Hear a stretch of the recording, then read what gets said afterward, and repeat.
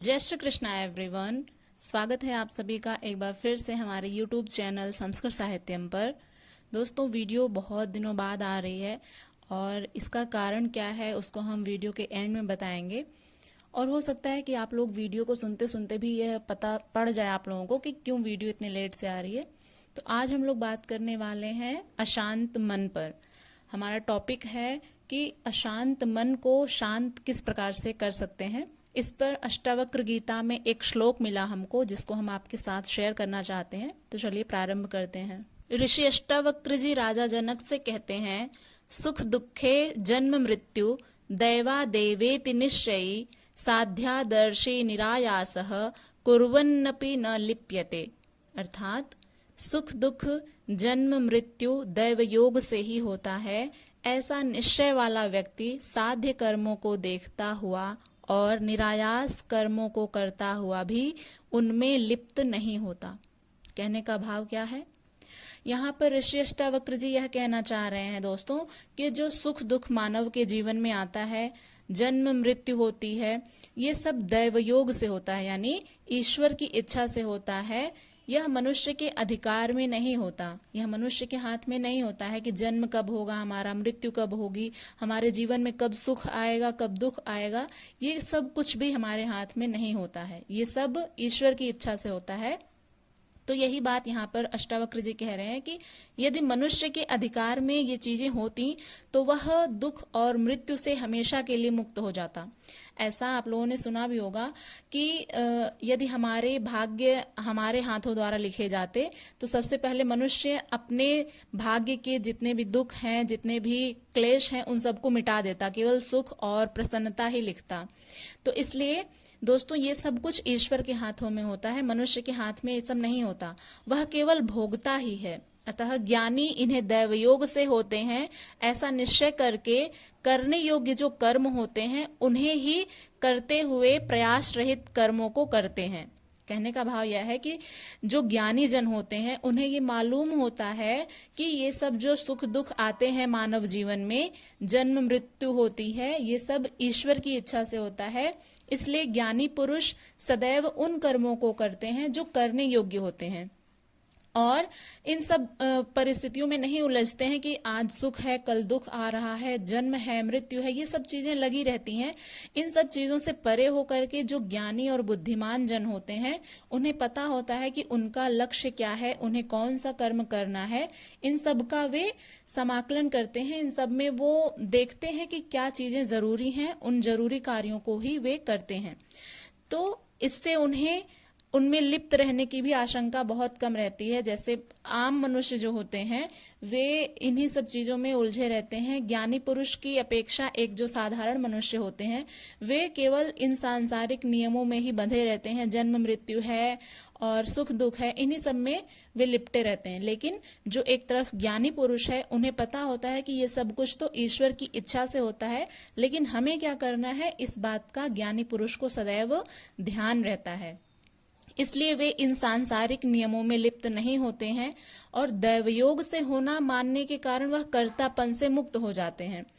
यहाँ पर अहम भावना से जो ज्ञानी पुरुष है वो मुक्त हो जाता है, उसे परम शांति मिलती है एवं वह उन कर्मों में लिप्त नहीं होता, जल कमलवत हो जाता है। यानी जिस प्रकार से कीचड़ में कमल खिल जाता है उसी प्रकार से वह दृष्टा मात्र रह जाता है।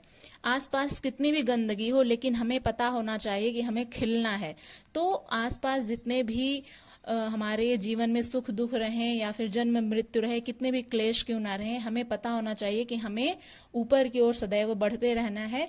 तो यही बात यहाँ पर अष्टावक्र जी राजा जनक को समझाते हुए कहते हैं कि जो ज्ञानी पुरुष होते हैं वे जल कमलवत हो जाते हैं, यानी कि जैसे कमल कीचड़ में रहकर भी खिल जाता है उसी प्रकार से वह ज्ञानी पुरुष हो जाता है, वह दृष्टा मात्र रह जाता है।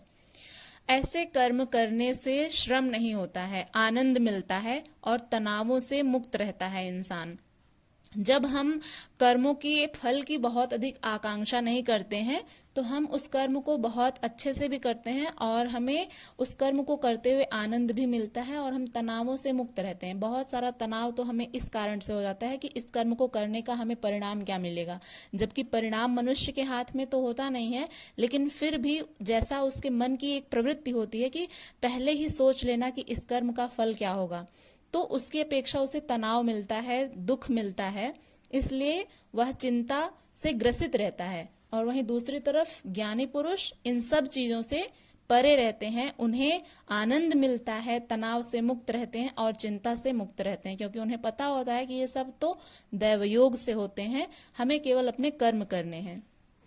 तो हार जीत, लाभ हानि, जय पराजय, सफलता असफलता सब उसी के हाथ में है। मैं केवल निमित्त मात्र हूं, ऐसा मानने वाला ज्ञानी निर्भार यानी भार से रहित, चिंता मुक्त, तनाव मुक्त होकर जीता है। इसके विपरीत अज्ञानी स्वयं को कर्ता मानकर फलाकांक्षा से कर्म करता है, जिससे वह सदा दुखी, अशांत, चिंतित एवं तनावग्रस्त रहता है। यह एक मनोवैज्ञानिक सत्य है, साथ ही इसमें आध्यात्मिक सत्य भी है कि ऐसा कर्म करने वाला ज्ञानी कर्म फल का भोक्ता नहीं होता। कहने का भाव यह है कि जो वह सदा दुखी रहता है, अशांत रहता है, चिंतित रहता है, जो आम मनुष्य होते हैं वे तनावग्रस्त रहते हैं, और यह एक मनोवैज्ञानिक साइकोलॉजिकल फैक्ट है, ये ट्रुथ है कि मनुष्य जब अपने फल की आकांक्षा कर लेता है, पहले ही सोच लेता है, तो वह बहुत अधिक अशांत हो जाता है या फिर बहुत अधिक खुश भी रहता है। तो जब वैसा परिणाम उसे नहीं मिलता तो उसे कहीं ना कहीं अशांति मिलती है। साथ ही इसमें आध्यात्मिक सत्य यह भी है कि ऐसा कर्म करने वाला जो ज्ञानी कर्म का फल भोगता नहीं होता है। ज्ञान को उपलब्ध हुआ व्यक्ति फल की इच्छा से रहित होकर कर्म करता है। उनके कर्म मानव मात्र के कल्याण के लिए ही होते हैं। वह कर्मों को देह और इंद्रिय का ही धर्म मानते हैं, आत्मा का नहीं, क्योंकि आत्मा इन सब कर्मों से, इन सब नियमों से परे होती है। तो जो ये कर्म होते हैं ये देह और इंद्रिय का ही धर्म होते हैं, और जो ज्ञानी पुरुष होते हैं उनके कर्म तो सदैव मानव के कल्याण के लिए ही होते हैं। और आत्मा का ये सब धर्म नहीं होता है, यह केवल देह और इंद्रिय का ही धर्म होता है तथा उनमें कर्तापन नहीं होता, जिससे कर्मों के फल का विधान उस पर लागू नहीं होता है। आत्मा पर किसी भी कर्म के फल का विधान लागू नहीं होता है। आत्मा सभी प्रकार के कर्मों से मुक्त रहती है, और इस नाते जो कर्मों से मुक्त रहते हैं, यानी जो कर्मों के फल के प्रति आसक्त नहीं रहते हैं, वे कर्म के फल से भी आसक्त रहित हो जाते हैं। तो इसलिए ये जो आत्मा है हमारी, हम सब मनुष्यों की जो आत्मा है, वो इन सब कर्मों में लिपटी हुई नहीं रहती है।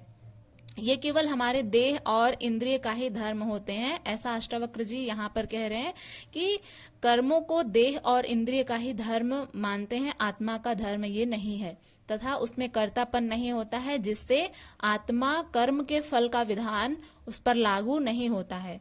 वह कर्म फल से मुक्त ही रहता है।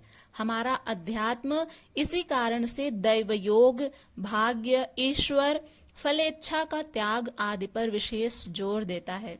जो हमारा अध्यात्म है वह इसी नाते दैव योग यानी ईश्वर की इच्छा, भाग्य, ईश्वर, फल की इच्छा का त्याग आदि पर विशेष रूप से जोर देता है, जिससे वह शांति से जी सके और चिंताओं, परेशानियों और जितने भी तनाव हैं उनसे मुक्त रह सके। तो हमारा ये जो श्लोक है इसका निष्कर्ष यह निकलता है कि किसी भी मनुष्य को किसी भी प्रकार की चिंता नहीं करनी चाहिए, और ऐसा वो तभी कर सकता है जब वह अपने कर्मों के फल के प्रति आसक्त नहीं रहेगा। वो जब एक ज्ञानी पुरुष की भांति ही कर्म से आसक्ति रहित होकर के अपने कर्मों को करेगा, उसे पता होगा कि ये जो सुख दुख हैं, जन्म मृत्यु है, ये सब दैव योग से होते हैं, इन पर मनुष्य का कोई अधिकार नहीं होता है। मनुष्य चाह करके भी अपने जीवन से दुख को नहीं हटा सकता, वो केवल अपना कर्म कर सकता है। कर्म का फल भगवान के हाथों में होता है। इसलिए जब मनुष्य को इस बात का ज्ञान हो जाएगा तो वह निश्चित रूप से अपने अशांत मन को शांत कर सकता है और लोगों में खुशियां भी बांट सकता है, अपने भी प्रसन्न रह सकता है। तो तनाव जो होते हैं, तमाम तरह के और चिंताएं जो हैं, परेशानियां, उन सबसे मनुष्य मुक्त हो सकता है। तो दोस्तों आशा करते हैं कि आप लोगों को ये वीडियो पसंद आई होगी। यदि ये वीडियो आपके लिए हेल्पफुल लगी हो तो इसको दोस्तों के साथ भी शेयर करिएगा ताकि उन्हें भी इससे मदद मिल सके। और मिलते हैं हम लोग इसी तरह की अन्य वीडियो के साथ। तब तक के लिए अपना ध्यान रखिएगा और चैनल पर यदि नए हैं तो सब्सक्राइब करके बेल आइकन को प्रेस कर लीजिएगा। वीडियो पसंद आए तो लाइक, शेयर और कमेंट जरूर करिएगा। मिलते हैं अगली वीडियो में। हरे कृष्णा।